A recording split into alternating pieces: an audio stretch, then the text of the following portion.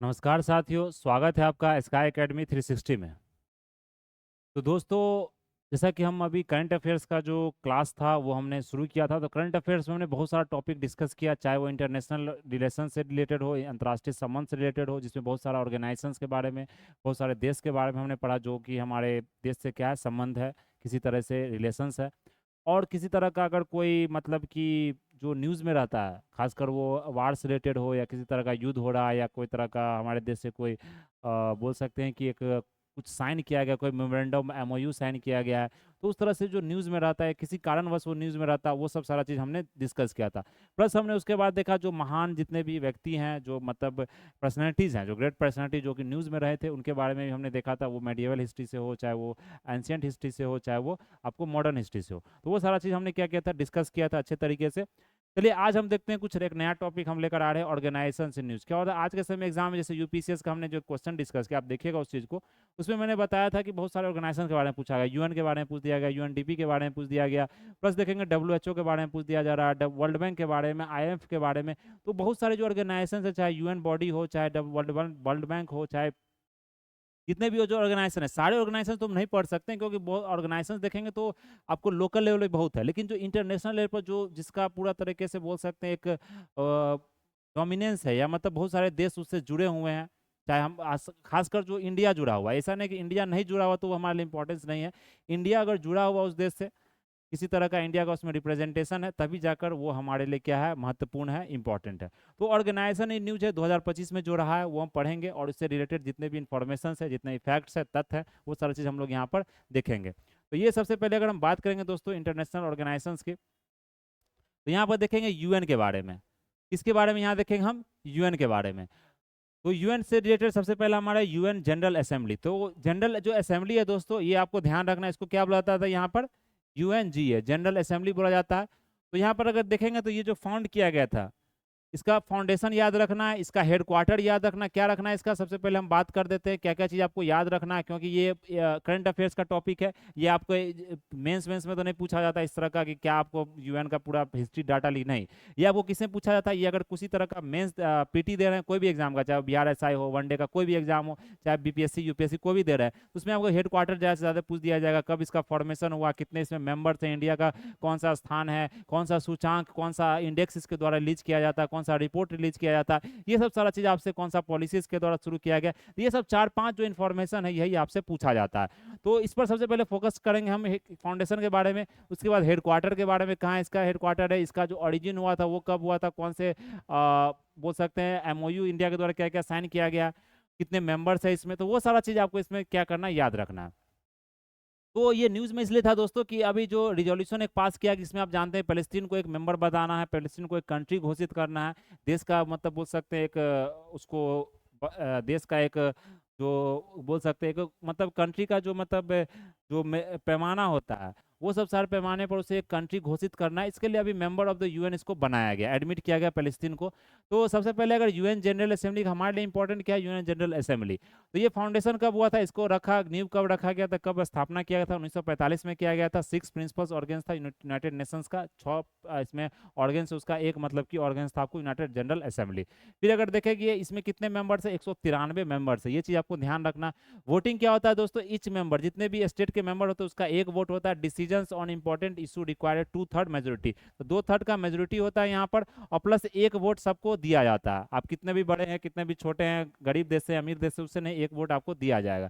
फिर सेशन देख रहे तो हर एक साल इसका सेशन होता है, रेगुलर सेशन सितंबर में स्टार्ट, ये इंपॉर्टेंट नहीं, हर एक साल सेशन होता है, इतना याद रखना, ध्यान रखना। वो भी इंपॉर्टेंट नहीं, आपको याद रखना कितने मेंबर्स है इसमें, कब इसका फाउंडेशन हुआ था, कहाँ इसका क्या है, आपको बोल सकते हैं कि हेडक्वार्टर। तो इसमें प्रेसिडेंसी की देख रहे तो प्रेसिडेंसी रोटेट्स होते रहता है, हर एक देश का कोई कोई मेंबर इसका अपॉइंट होते रहता है, वो इसका पूरा प्रेसिडेंटशिप आपको संभालता है।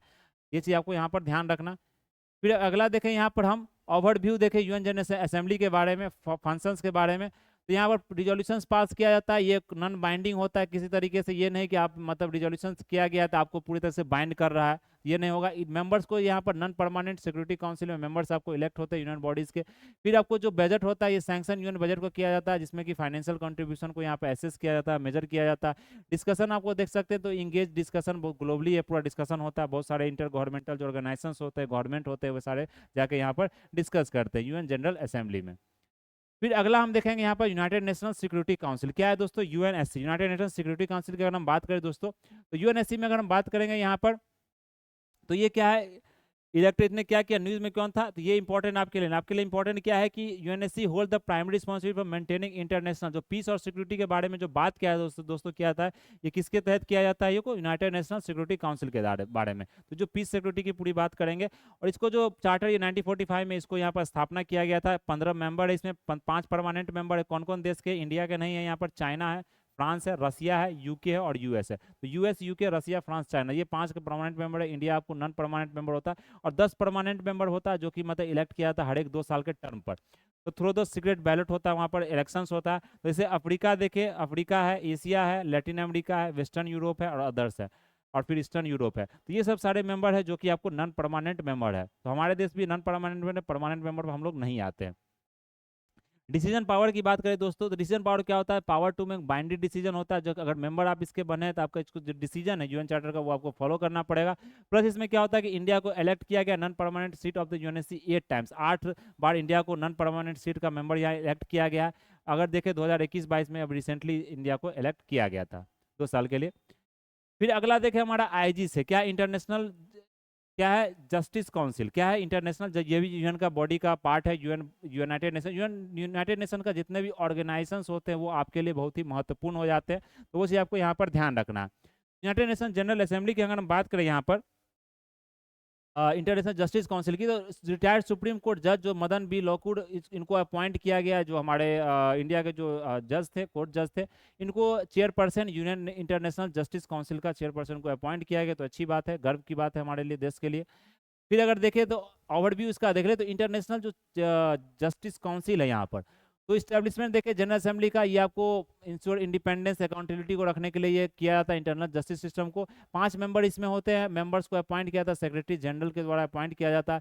फंक्शन क्या होता है कि ये सुटेबल कैंडिडेट्स को यहाँ पर वैकेंट जज का जो पोजीशन होता है उसको यहाँ पर किसी तरह का डिस्प्यूट होता है, ट्रिब्यूनल्स होता है, अपीलेट ट्रिब्यूनल होता है, उसके लिए यहाँ पर फंक्शन किया जाता है, उसी को ये मतलब पूरा देखते हैं, उसी पर जजमेंट ये सारा चीज़ चलता है, क्योंकि ये जजमेंट का ये पूरा जज का पोस्ट है, तो इसे आपको ध्यान रखना है।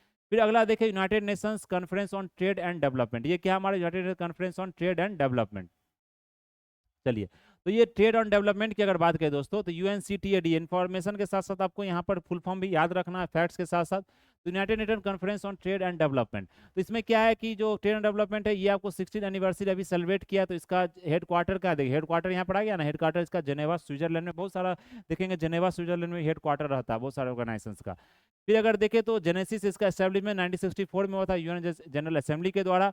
इसको यूएन ट्रेड एंड डेवलपमेंट बाद में इसका नाम दिया गया। ऑब्जेक्टिव क्या है कि डेवलपिंग कंट्रीज को क्या करता है, ग्लोबल इकोनॉमी के अंदर लाता है, उसको कुछ तरह का फंड दिया, उसको मतलब कि कुछ सुझाव दिया, कुछ पॉलिसी बनवाया। मेंबर देखे 125 195 नेशन है, उसमें इंडिया भी इसको इंक्लूजन है, इंडिया भी उसके मेंबर है। फिर अगर यूएनसीटीडी का जो फैक्ट्स देखे तो ट्रेड एंड डेवलपमेंट रिपोर्ट इसको द्वारा कुछ कुछ जो सूचांक रिपोर्ट निकाला जाता है, trade and development world investment report वो भी यूएनसीटीडी को द्वारा निकाला, लिस्ट डेवलप्ड कंट्रीज का जो रिपोर्ट है वो भी इसके द्वारा निकाला जाता है। अचीवमेंट देखे तो बहुत सारा डेवलपमेंट इंप्लीमेंटेशन फाइनेंशियल डेवलपमेंट किया गया है, जो कि मतलब यहाँ पर बताया जाता है, जितना भी एजेंडा बनाया जाता है, डेप्ट मैनेजमेंट के बारे में बनाया जाता है, ये सब सारा प्रोग्राम्स इनके द्वारा यहाँ पर बनाया जाता है इस बॉडी के द्वारा। ये चीज आपको ध्यान, head quarter main important Geneva Switzerland में, इंडिया भी इसके मेंबर, 195 कंट्री है। प्लस देखिए world investment report, list development countries का रिपोर्ट और ट्रेड डेवलपमेंट रिपोर्ट, ये 3 रिपोर्ट आपके लिए इंपॉर्टेंट है जो एग्जाम में पूछा जा सकता है। फिर अगला देखिए यूएन हैबिटेट के बारे में, किसके बारे में देखेंगे, यूएन हैबिटेट के बारे में। तो ये क्या है कि इसने वर्ल्ड सिटीज का रिपोर्ट रिलीज किया है 2024 का, जिसका क्या है टाइटल यहाँ पर, सिटीज एंड क्लाइमेट एक्शन। इसमें बताया गया है कि सिटीज का एड्रेस, मतलब सिटीज का क्या रोल होना चाहिए क्लाइमेट चेंज को आपको एड्रेस करने के लिए, क्लाइमेट चेंज को कम करने के, जो जलवायु परिवर्तन हो रहा है उससे जो रिलेटेड जितने भी चाहे इफेक्ट हो रहे हैं, जितने भी इम्पैक्ट सोसाइटी पर या हमारे देश पर या किसी तरह का समाज पर पड़ रहा है, उससे रिलेटेड आपको यहाँ पर बताया गया किस तरह का हमारा क्या होना, अर्बन डेवलपमेंट होना चाहिए, अर्बन इंफ्रास्ट्रक्चर होना चाहिए, अर्बन का सोसाइटी का पूरा कल्चर होना चाहिए, ये सब सारी चीज़ बताया गया है। तो यूएन हैबिटेट देखेंगे दोस्तों, तो इसका जो हेडक्वार्टर ये क्या नैरोबी केनिया में है। केनिया जानते हैं अफ्रीका का कंट्री है, तो केनिया में इसका नैरोबी में हेडक्वार्टर है यूएन हैबिटेट का। फिर अगर देखें यूएन हैबिटेट के बारे में, तो ये 1978 में इसका गठन किया गया था, यहाँ पर एस्टेब्लिशमेंट किया गया था।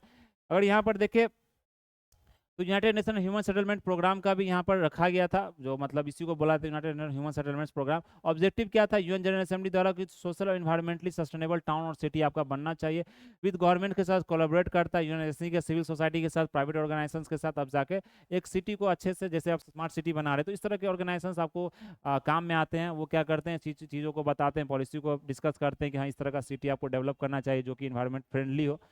फ्लैगशिप पब्लिकेशन देखे state of the world cities report, ये चीज निकाला जाता है यूएन हैबिटेट के द्वारा। तो ये सिटी से रिलेटेड होता है, इसलिए सिटीज रिपोर्ट इनके द्वारा निकाला जाता है। वर्ल्ड इन्वेस्टमेंट रिपोर्ट किसके द्वारा निकाला, यूएन सिटी एडी के द्वारा निकाला जाता है, वो हमने देखा अभी। चलिए अगर आप देखिए United Nations economic and social commission, ये चीज आपको यहाँ पर ध्यान रखना है, United nation economic and social commission के बारे में यहाँ पर। तो ये देख सकते हैं यूनाइटेड नेशन यूएन क्या बोला जाता है, economic and social commission for Asia and the Pacific. तो एशिया पैसिफिक रीजन का ये पूरा मतलब बताया जाता है, इकोनॉमिक कंडीशन, सोशल कंडीशन।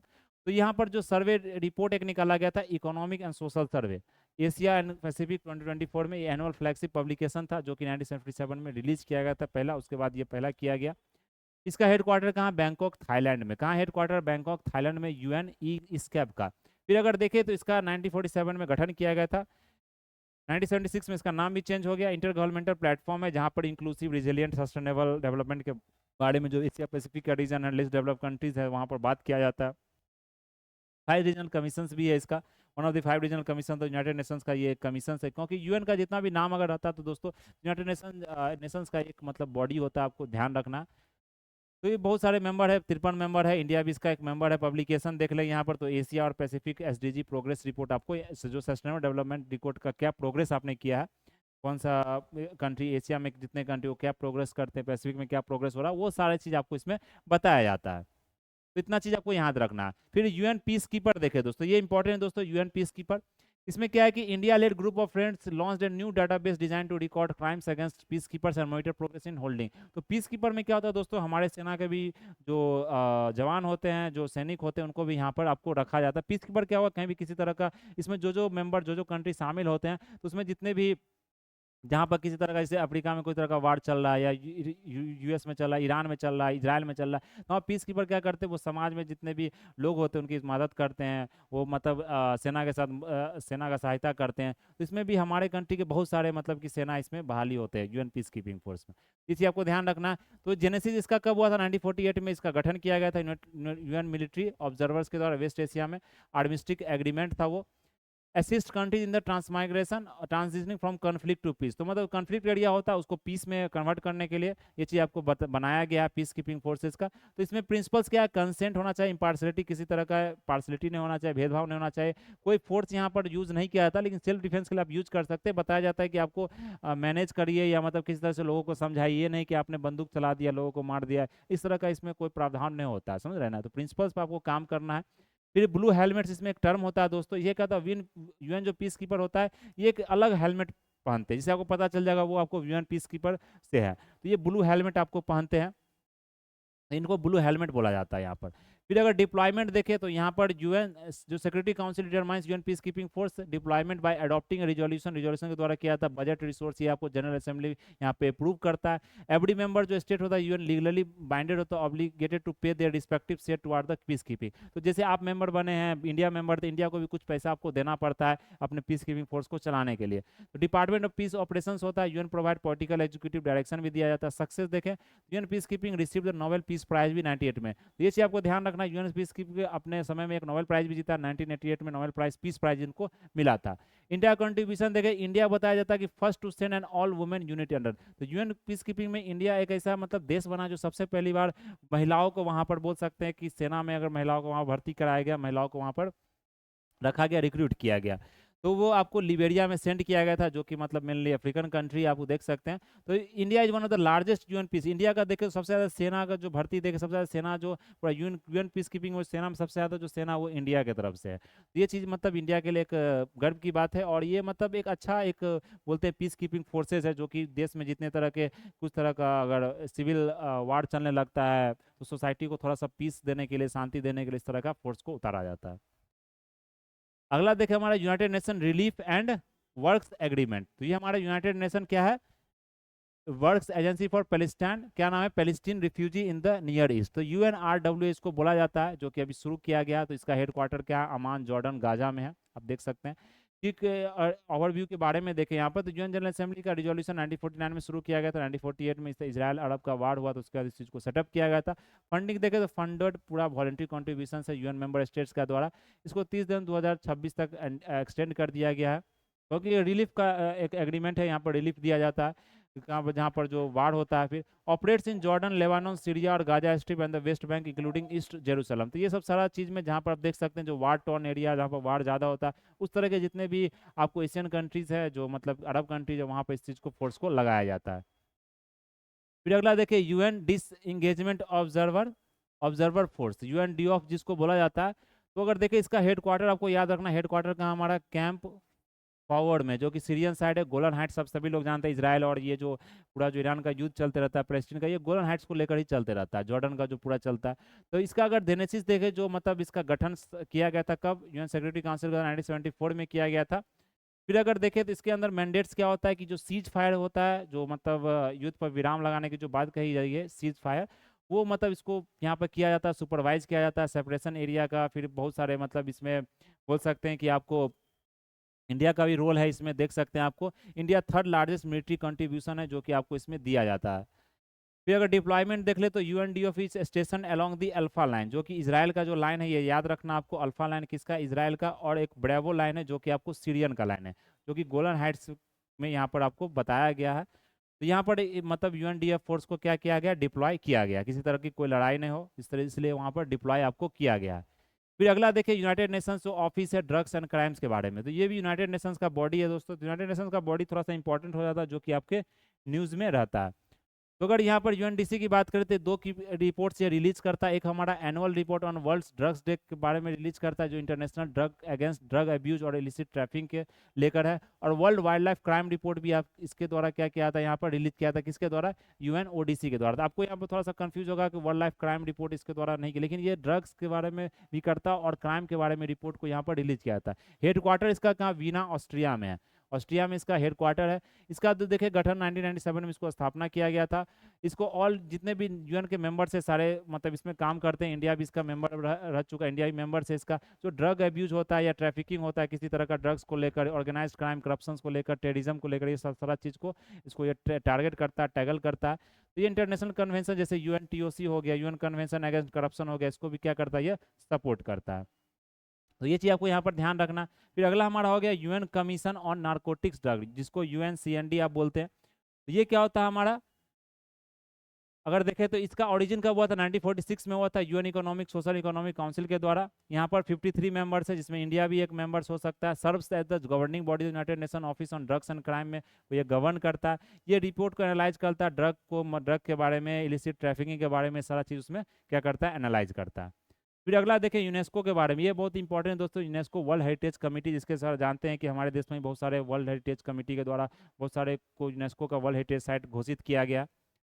तो यहाँ पर देखिए WHC जिसको बोला जाता है, तो असम का जो अभी चैरियडियो जो मोइडाम जिसका नाम है दोस्तों, ये यूनेस्को वर्ल्ड हेरिटेज साइट उसको घोषित किया गया है। जो 46th वर्ल्ड हेरिटेज जो कमेटी हुआ था, कहाँ पर हुआ था, दिल्ली में इसका सेशन हुआ था। ये पूछा जाता है 46th वर्ल्ड हेरिटेज कमेटी का जो सेशन हुआ था। और इसमें ये चीज़ आपको ध्यान रखना है कि जो वर्ल्ड हेरिटेज कमेटी यूनेस्को की तरफ से जो बनाया गया बॉडी, इसका जो गठन किया गया था 1972 में किया गया था, वर्ल्ड हेरिटेज कन्वेंशन के द्वारा, जो 17th का जो सेशन हुआ था। फिर ऑब्जेक्टिव इसका क्या है, इसको 5 C's इसका ऑब्जेक्टिव, इसको 5 C's बोला जाता है। एक क्रेडिबिलिटी होता है, कंजर्वेशन होता है, capacity building, communication and communities के बारे में। फिर की रोल क्या है कि जो फाइनल डिसीजन होता है वर्ल्ड हेरिटेज लिस्ट इंस्क्रिप्शंस के बारे में, वर्ल्ड हेरिटेज का जो फंड है, जो फाइनेंशियल असिस्टेंस दिया जाता है, एड स्टेट को दिया जाता है, मॉनिटर किया जाता है कंजर्वेशन एफर्ट्स को, जो लिस्टेड साइट्स होते हैं वर्ल्ड हेरिटेज सही से काम हो रहा है, कंजर्व किया जा रहा है कि नहीं। मेंबर्स की बात करें तो मेंबर्स में देख सकते हैं 21 स्टेट पार्टी होता है, रिप्रेजेंट करता है, इलेक्टेड जो जनरल असेंबली के द्वारा 6 साल के लिए आपको यहाँ पर इलेक्ट किया जाता है। तो इंडिया भी इलेक्ट किया गया था 2021 से 25 तक। फिर की पार्टनर्स देख ले तो की पार्टनर्स में कौन कौन से है, international centre for the study of the preservation and restoration of cultural property जिसको ICCROM बोलते हैं, और इंटरनेशनल काउंसिल और मोनूमेंट्स एंड साइट्स जिसको ICOMOS बोलते हैं। तो ये सब इसके मेंबर है। तो ज़्यादा इसमें इंपॉर्टेंट आपको हेडक्वार्टर याद रखना, इंडिया के कौन कौन से साइट आपको वर्ल्ड हेरिटेज साइट का दर्जा दिया गया, वो चीज़ आपको यहाँ पर ध्यान रखना। अगला हमारा दोस्तों है यूनाइटेड नेशन से UNEP, जो कि इंपॉर्टेंट एक ऑर्गेनाइजेशन है, यूनाइटेड नेशन एनवायरनमेंट प्रोग्राम। तो बात करें इसमें हेडक्वार्टर, आप देख सकते हैं यहाँ पर क्या है, नैरोबी केनिया है हेडक्वार्टर इसका, नैरोबी केनिया में इसका हेडक्वार्टर आपको याद रखना, जो कि एग्जाम में पूछा जाता है। इसके द्वारा बहुत सारा रिपोर्ट आपको रिलीज किया था यूनाइटेड नेशन एनवायरनमेंट प्रोग्राम के द्वारा। तो ये इंटरनेशनल एनवायरमेंटल अथॉरिटी है जो कि आपको ग्लोबल एनवायरनमेंट एजेंडा को तैयार करता है, सस्टेनेबल डेवलपमेंट प्रोग्राम को तैयार करता है, इसी के द्वारा किया गया। तो इसका जो जेनेसिस है बोल सकते हैं इस्टेब्लिशमेंट 1972 में हुआ, UN conference on human environment का जो कॉन्फ्रेंस हुआ था उसके बाद। फिर मेंबर्स 193 मेंबर्स है, जिसमें इंडिया भी इसका मेंबर्स है। तो ये प्रोग्राम को, वर्क को, बजट को अप्रूव करता है। फंडिंग देखे तो वॉलंटरी कंट्रीब्यूशन होता है, 90% फंडिंग जो होता है वो वॉलंटरी कंट्रीब्यूशन से द्वारा इन्वायरमेंट का जो फंड होता है उसका इसका कोर फंड होता है। और यहाँ पर देखे तो बहुत सारा इन्फोग्राफिक्स बायोडाइवर्सिटी के बारे में रिपोर्ट रिलीज किया था, जैसे IBPS हो गया, inter governmental science policy platform biodiversity को सिस्टम सर्विस, ये इसके द्वारा यहाँ पर कराया जाता है। फिर inter governmental panel on climate change, ये IPCC का जो रिपोर्ट आता है दोस्तों, अभी 6th रिपोर्ट आया था, सभी लोग जानते हैं। ये UNEP और वर्ल्ड मेट्रोलॉजिकल ऑर्गेनाइजेशन जो कि WMO है, इसके द्वारा ये चीज ऑर्गेनाइजेशन ये रिलीज किया जाता है। फिर अगर कॉमन कार्बन मैट्रिक की बात करें तो ये भी UNEP के द्वारा सपोर्ट किया गया, जिसको डेवलप्ड असेसिंग किया था कार्बन फुटप्रिंट के बारे में कि क्या दुनिया में मतलब कार्बन को लेकर क्या मतलब काम किया जा रहा है, उसको कम मतलब कि कार्बन सिक्वेस्ट्रेशन का क्या काम किया जा रहा है। फिर कुछ मल्टीपल एग्रीमेंट्स है, इसका देख सकते हैं यहाँ पर आप देख रहे हैं, CMS या बोनाचार कन्वेंशन बोल सकते हैं, convention on the conservation of migratory species. फिर एक बेसेल कन्वेंशन है जो कि ट्रांस बॉडी मूवमेंट से हैजार्डस का 1989 में किया गया था।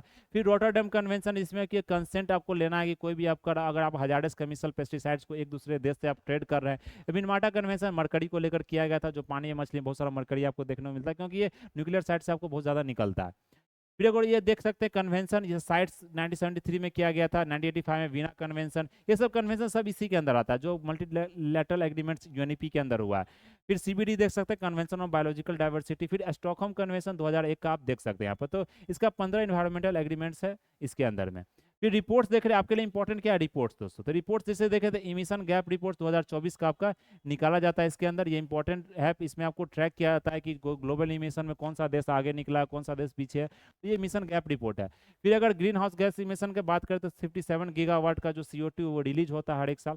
फिर इंडिया का रैंक 3rd है इसमें total green house gas emission में। अगर बात करें चाइना सबसे ज़्यादा ग्रीन हाउस गैस इमिट करता है आपको, फिर US 2nd नंबर पर, इंडिया 3rd नंबर पर है। फिर एडेप्टेशन गैप रिपोर्ट है, ये भी निकाला जाता है इसके द्वारा। फिर ग्लोबल स्टेटस रिपोर्ट्स है तो जो बिल्डिंग और कंस्ट्रक्शन, ये भी इसके द्वारा निकाला जाता है, जो कि एक बोल सकते हैं ग्लोबल ABC बोला था। ये आपको COP21 का जो समिट हुआ था उसमें ये चीज़ को बताया गया था और इसको बनाया गया था, ये बॉडी को आपको वहाँ पर बनाया गया था। तो CO2 इमिशंस कितना हो रहा है, क्या मतलब टारगेट, ये सारा चीज़ इसमें बताया जाता है। तो ये चीज़ आपको ध्यान रखना। प्लस अगर देखें तो Forsyte report, global poly crisis, तो बहुत सारा रिपोर्ट इसको द्वारा यहाँ पर निकाला जाता है। तो आपको ये UNEP के बारे में कम से कम इसका हेडक्वार्टर के बारे में, प्लस जो आपको ये नैरोबी केनिया हमने देखा ना हेडक्वार्टर, वो हेडक्वार्टर आपको याद रखना, क्या क्या रिपोर्ट आपको निकाला जाता है वो चीज़ आपको यहाँ पर ध्यान रखना। तो चलिए दोस्तों, यहाँ तक हम UN का जो ऑर्गेनाइजेशन है ये हमने देखा। आगे हम बहुत सारे ऑर्गेनाइजेशन को देखेंगे, आगे में डिस्कस करेंगे क्या क्या कौन कौन सा ऑर्गेनाइजेशन आपको यहाँ पर दिया गया है। तो आज के लिए ये करंट अफेयर्स का जो पार्ट है इसको हम इतना ही रहने देते हैं इंटरनेशनल ऑर्गेनाइजेशन में जो इंपॉर्टेंट पार्ट्स है। नेक्स्ट लेक्चर हम लोग अगले क्लास में देखेंगे, कंटिन्यू उसको रखेंगे क्योंकि ये करंट अफेयर्स बहुत इंपॉर्टेंट पार्ट, इसको कंटिन्यू रखेंगे। तो that's all for today, thank for watching this video. जय हिंद, जय भारत।